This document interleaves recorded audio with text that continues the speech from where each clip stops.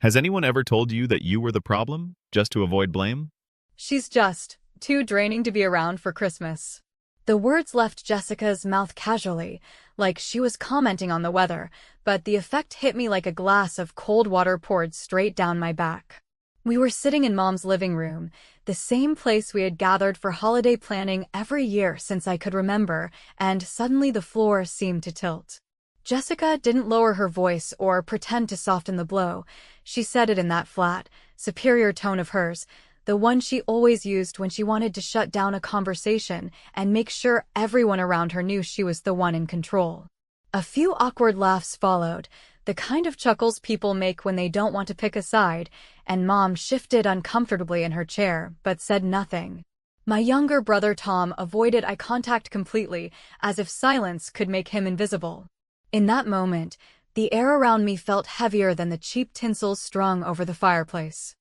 I sat there with my coffee cooling in my hands, every fiber of me screaming to say something, but instead I just smiled, that tight-lipped expression I've perfected over the years, the one that says, "You won't see me break here, not in front of you." The truth was, I had spent years bending myself into shapes for this family, keeping their lives stitched together in ways they barely even noticed. Jessica's 2 kids were still in braces because of me, because I made sure her dental insurance stayed current. Tom's occasional emergency trips to the doctor? I covered them on my plan too, no questions asked. Even Mom's blood pressure medication quietly came through the card that bore my name. And Jessica, standing there in her new designer boots, had the audacity to declare I was the one draining her.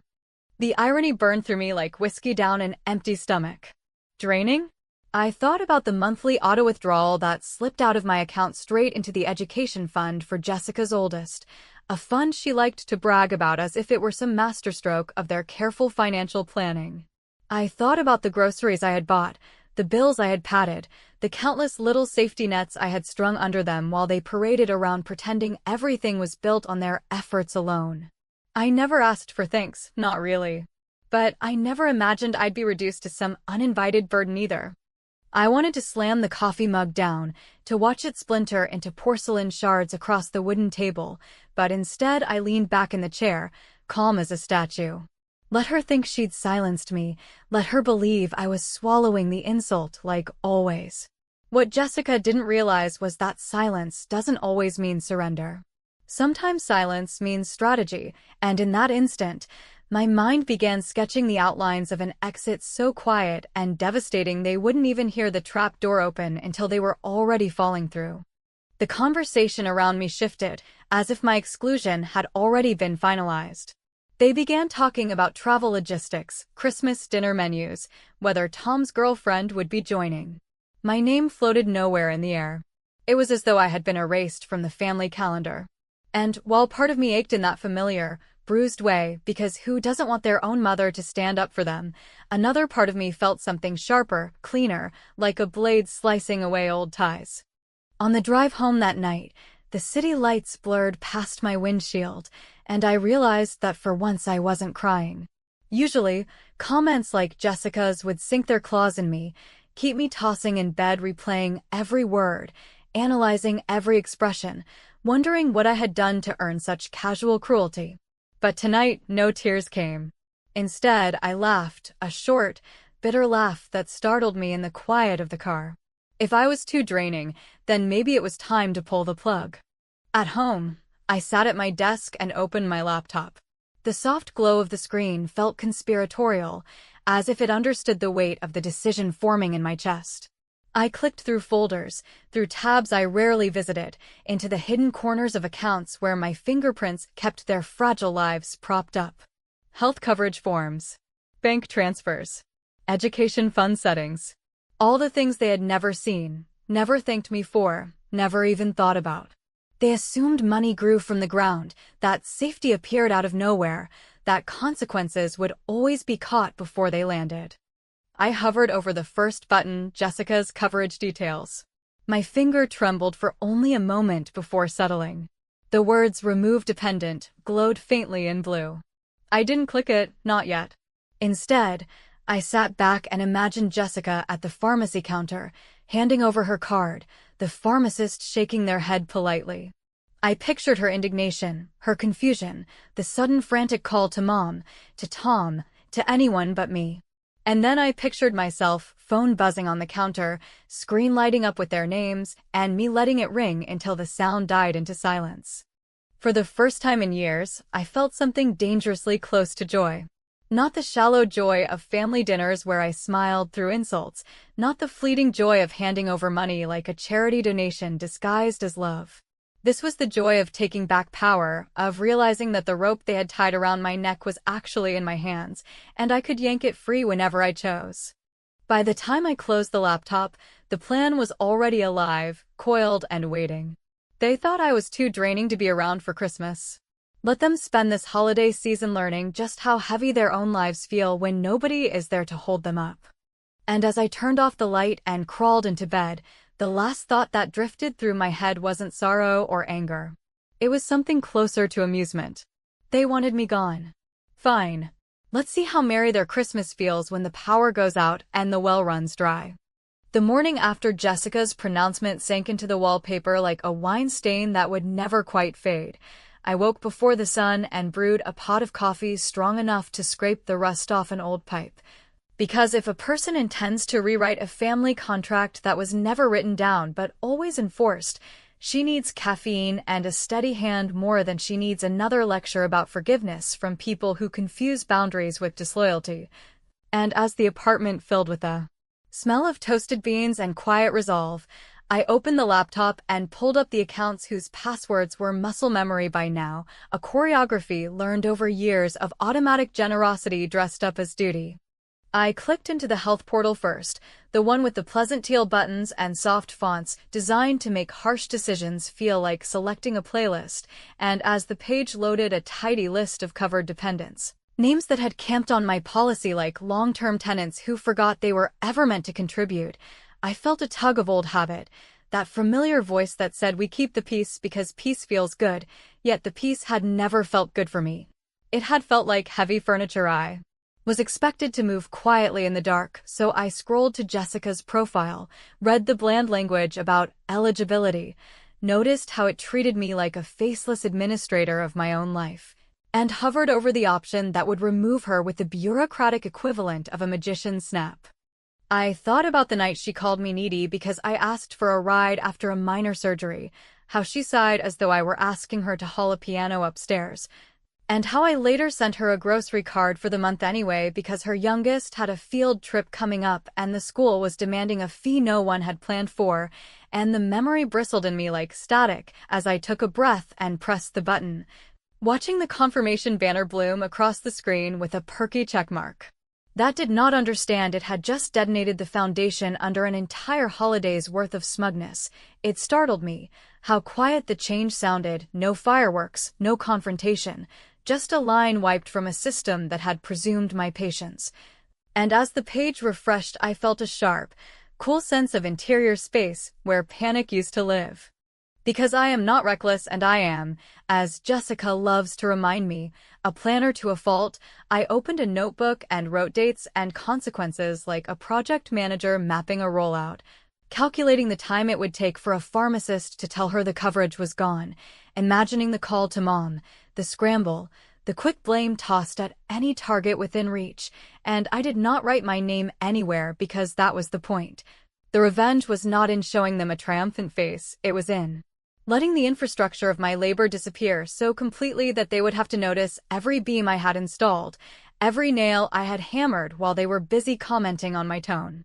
With the health piece handled, I moved to the bank transfer page, the one that had faithfully whisked away a portion of my paycheck on the first of every month into a modest education fund that had been dressed to the family as a grandparental effort when in reality it was me and my spreadsheet and the stubborn conviction that the kids deserved a softer landing than their parents' pride could ever afford, and while the tab opened I remembered the last Thanksgiving when Jessica joked that my dating life looked like a hobby I should give up, and how everyone laughed the way people laugh when a joke slides across someone else's dignity, and I told myself that love is not a shared bank password and kindness is not a lifetime subscription.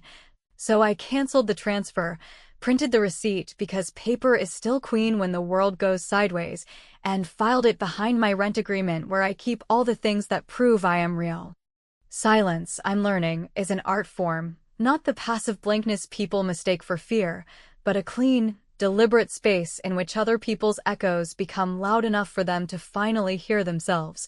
So I placed my phone face down and let the group chat bubble up without me, let the conversation about ham versus turkey and whether Tom's new woman would bring her signature casserole feed on its own fumes. And when Mom texted separately to ask whether I could front the deposit for her dental crown because her flexible spending was tapped until the new year, I read the message twice, folded it into a sigh that almost turned into a yes out of habit. And then I replied with a simple line about checking her own plan because my budget had shifted this winter, a sentence so mild it felt like water, and yet I could taste the revolution in it. I am not pretending this was noble, and I am not asking you to clap for me, because even as I arranged each administrative domino with the neatness of a bookkeeper closing accounts, a stubborn ache throbbed under the satisfaction.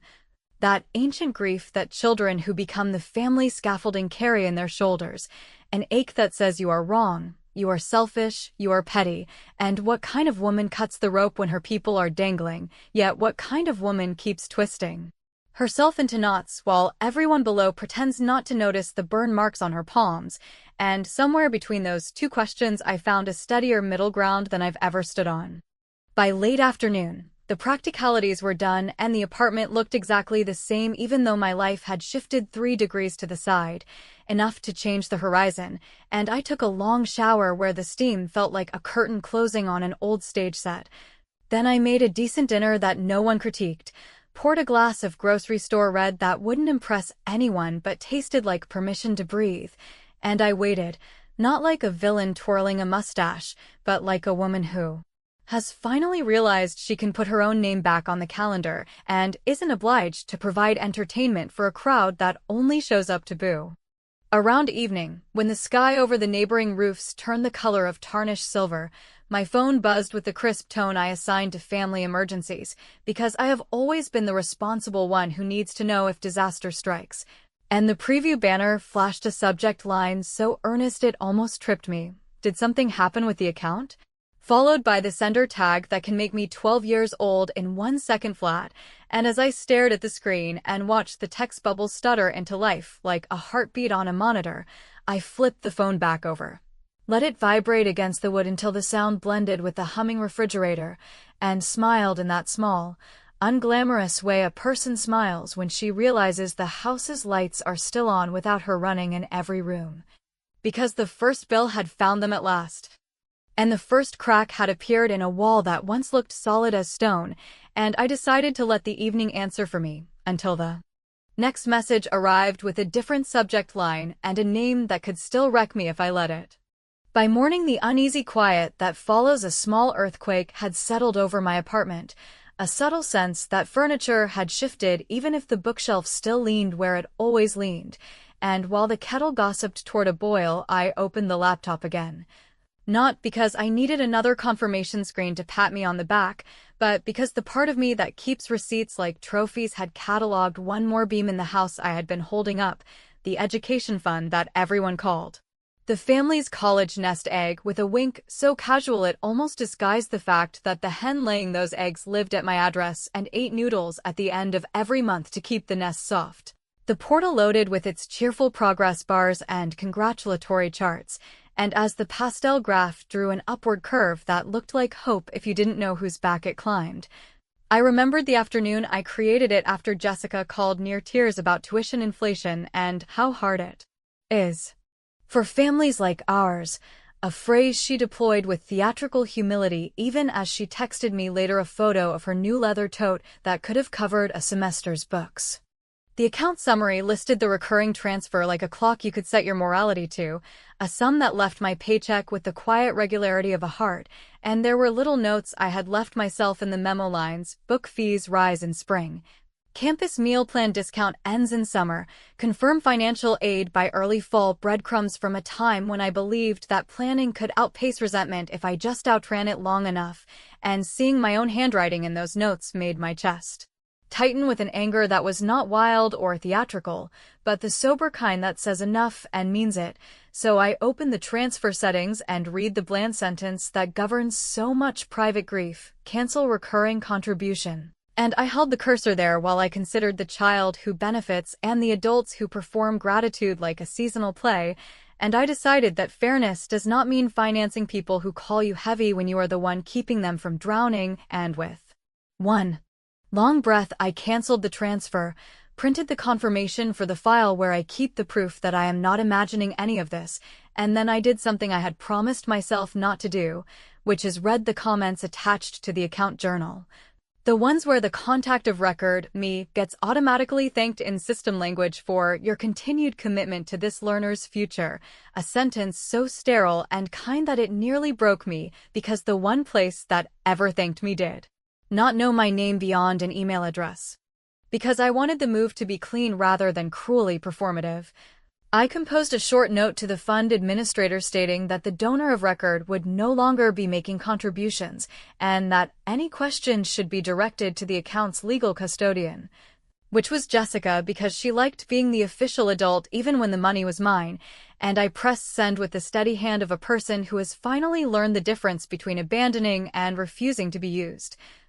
Then I sat back and listened to the apartment's ordinary sounds: pipes knocking, a neighbor dropping something heavy 2 floors up, as my phone began its small dance across the desk. The first text arriving from an unknown number that turned out to be the college's automated alert informing the custodians that the scheduled contribution had failed, followed by an email from the same office in a tone that managed to be polite and urgent at once, and then the inevitable ping from Jessica's husband, who has always mistaken volume for authority, launching into a paragraph about sabotage and family loyalty and how he knows I froze the account because who else could have done it? As if the invisible tasks that keep their life stitched had never revealed whose hands held the needle. I read his message all the way through without blinking, partly because I wanted to make sure I didn't miss the line where he might accidentally say thank you for the years already given, but mostly because I enjoy the oddly calming sensation of watching a person sprint in place, and then I place the phone face down and open my budgeting spreadsheet, adding a line titled Relief with the same font I use for rent and utilities, because that is what this was, a bill I had owed myself for too long finally paid, and while the screensaver floated across the monitor like a lazy fish, my mind wandered back to a winter 3 years ago when I sold a piece of jewelry I loved to cover an overdue tuition installment after Jessica forgot to mail a form. A memory that still bites even though I bit first this time, and I promised that woman with the empty ring finger that her sacrifice had at least built a backbone even if it never bought her a thank you.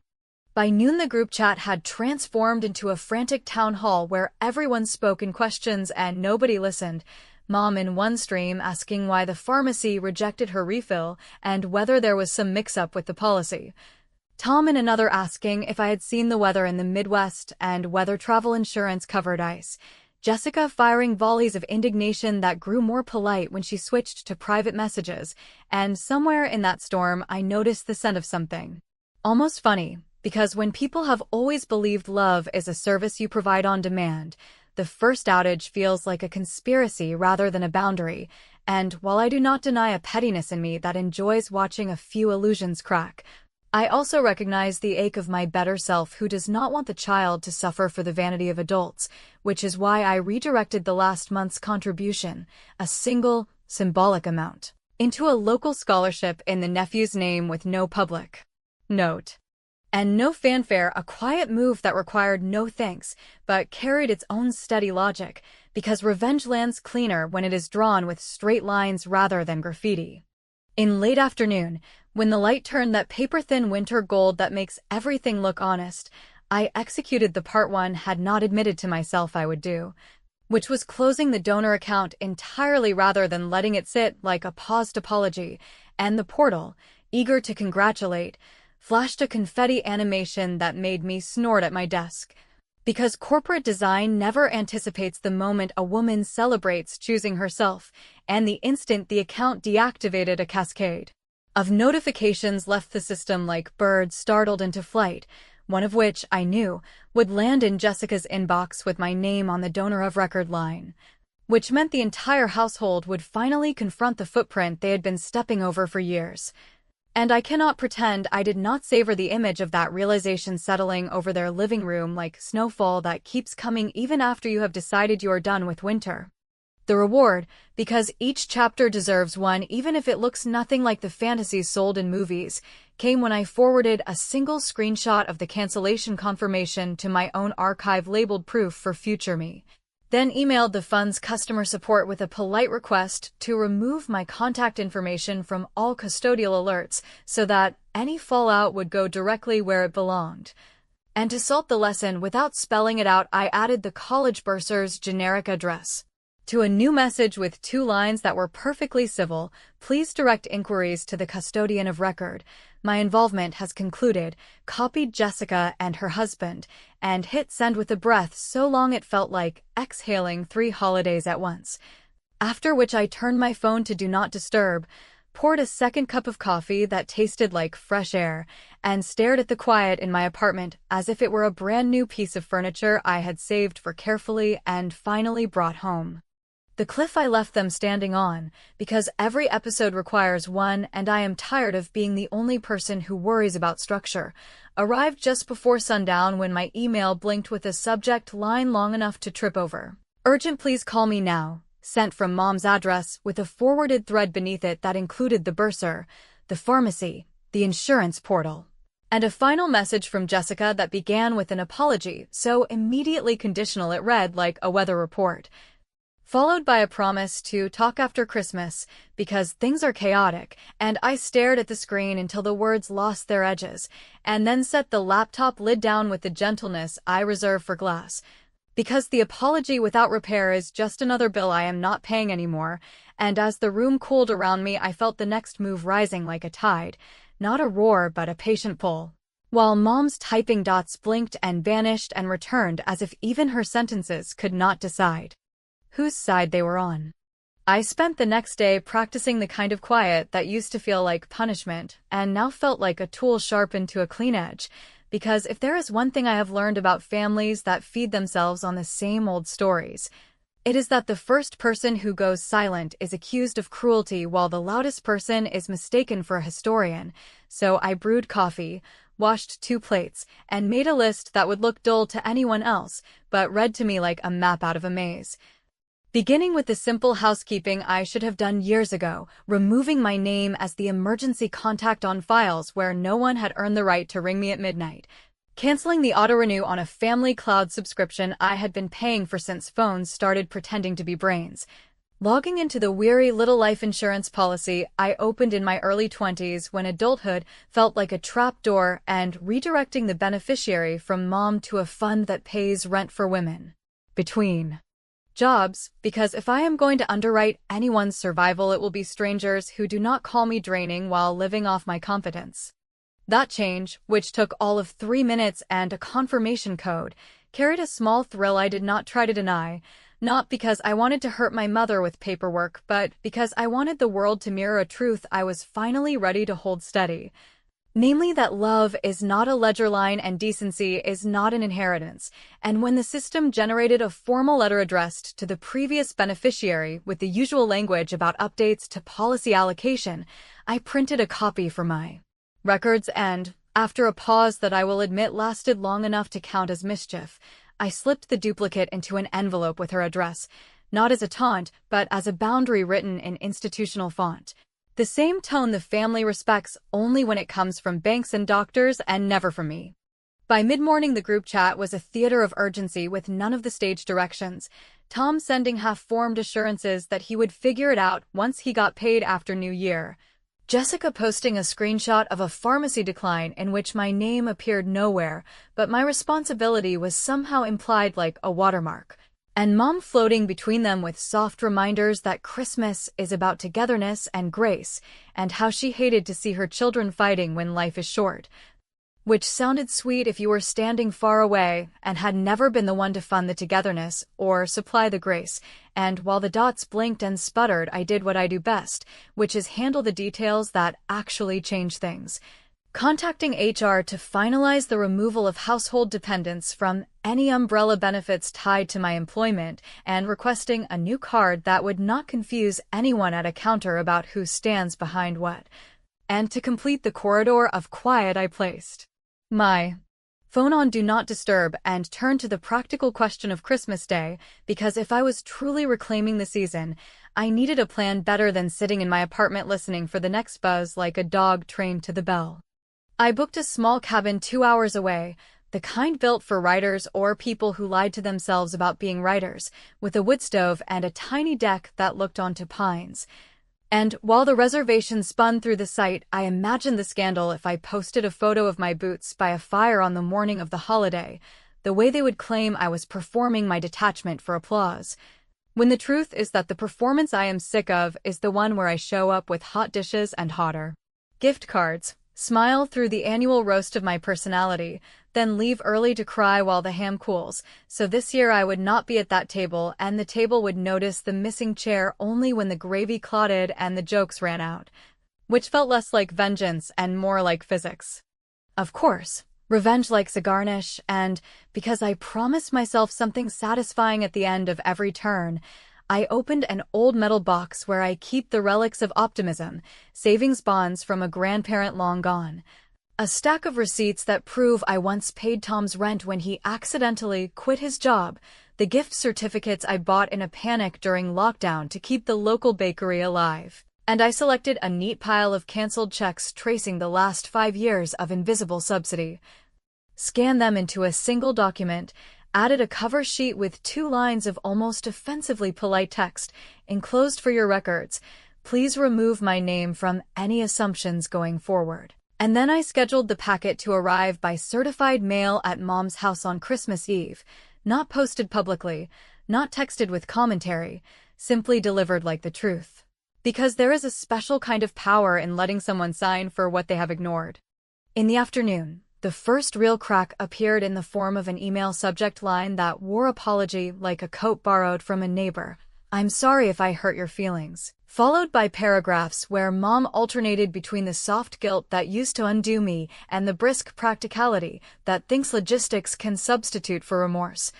Asking if I could at least reinstate the prescription coverage until after the holiday since the pharmacy was being difficult, saying Jessica had been under stress and did not mean what she said, suggesting we discuss boundaries in the new year like a family meeting could retrofit self-respect, and I read the whole thing twice because my reflex is to hunt for any glint of honesty that would let me fold. But it wasn't there, not really, only the same plea to keep building the bridge while they stood on it and narrated the view. I wrote a reply that was gentler than anyone will ever guess I am capable of, a long, careful letter about how it feels to be the person who keeps the lights on while also being told her energy is an inconvenience. How love without respect calcifies into obligation, and obligation is the ugliest kind of debt. How I would always hope the best for the kids, but could not be the safety net while being publicly labeled the hole in the floor. And because I am not a monster even if I am done being a mule, I included 3 practical links to resources they could use that did not have my name on them: community clinic enrollment, emergency prescription discount programs, bursar office contact, and then, with a steadiness that felt like walking across a frozen pond and hearing it hold, I took that draft, saved it, and scheduled it to send on the morning after Christmas. Not as a trick, but as protection for the version of me who would otherwise be yanked by midnight pleas into midnight fixes. Because if I have to choose between being the villain of their story and the rescuer who never gets a line in the script, I will test out horns for a season and see if they keep me warmer than being good ever did. The small victory that closed the day, and it was small only if you have never tried to keep your hands out of the machine you built, came when I said an auto-reply for the family thread that read like any corporate message, out of office with limited access. Please contact relevant providers directly, and turn the phone face down with a satisfaction so precise it could have been measured, after which I folded sweaters into a weekend bag, tied a ribbon around a library book as if it were a present just for me, and locked the door behind me on my way to the car, while far away in a house where my absence was already being reinterpreted as an attack rather than a choice, the mail truck carried a thick envelope toward a familiar porch. and an unread draft waited in my outbox like a quiet fuse, the room around it lit by the glow of typing dots that flickered and vanished and returned, as if even their grief could not hold a shape without my hands. On Christmas morning, I woke not to the clatter of pans or the shrill laughter of relatives rehearsing old jokes, but to the muted creak of trees swaying under frost, the cabin wrapped in a hush so complete it felt like a secret I had stolen back from the world. And for a long moment I lay still beneath the thick quilt, staring at the ceiling beams, realizing this was the first holiday in decades where I was not a character in their production, not the provider who slipped out of bed early to balance bills before showing up with gifts that made everyone else look generous, not the dependable one who always kept the machine running while being told her presence was optional. And in that quiet I found a kind of oxygen I had not inhaled since childhood. The phone, predictably, was swollen with messages, a bulging list of missed calls, half apologies, and escalating pleas, but I refused to let them dictate the rhythm of the day, so I brewed coffee on the small stove, watched the steam climb toward the rafters, and thought about how strange it felt to finally inhabit my own life, instead of renting it out by the hour to people who considered my exhaustion a natural resource.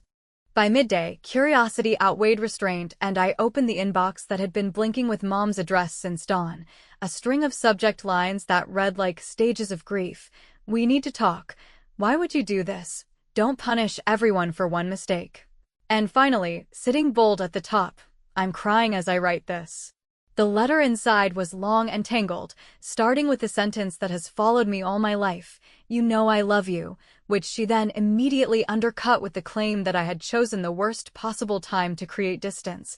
As though betrayal has seasons when it is permissible and months when it is impolite, and she detailed how the pharmacy had refused another refill, how Jessica's husband had shouted so loudly the neighbors complained, how the college office left voicemails about financial holds, and how the entire holiday dinner collapsed into squabbling because everyone expected me to eventually swoop in, only I hadn't, and in that void they turned on one another with the same sharpness they once reserved for me. Reading it, I felt the old ache stir, that twitching muscle of responsibility. But the more I traced each paragraph, the more I realized the crying in her inbox was not only grief, but the panic of people forced to recognize the infrastructure they had been standing on was never the house, but my back, and that recognition,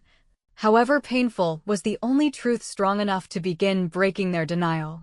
I read the letter twice, then a third time, because part of me searched desperately for one line that felt unvarnished, one acknowledgement not wrapped in blame, one sentence that admitted what I already knew, that I had carried more than my share and been mocked for the weight of it, yet every line bent itself around excuses, every paragraph steered toward how they were suffering without me rather than what they had done to make me leave.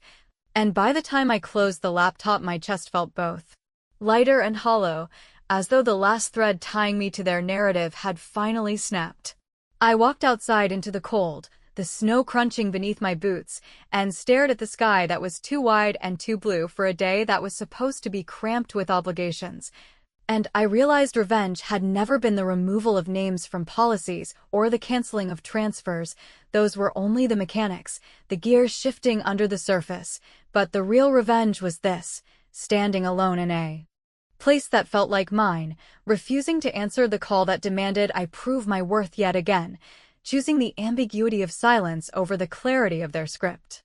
As dusk arrived, I lit the small fire in the stove and poured a glass of wine, watching the flames stretch like they had waited all day for me, and in that moment I decided I would not reply to Mom's email, not tonight, not tomorrow, maybe not ever. Because some truths arrive more clearly in absence than in speech, and the lesson they were stumbling toward could not be accelerated by another one of my carefully worded letters. I did not know what this silence would grow into, whether it would harden into distance or soften into something like renewal, but I knew I had reached the point where uncertainty felt healthier than the old, predictable script. The final sound I heard before drifting to sleep was the steady crack of burning wood, and as the cabin filled with warmth I thought, almost with a laugh, how funny it was to be labeled draining all those years when, in fact, I had been the well, and only now, after letting it run dry, Could I feel the ground beneath me firm enough to stand on alone?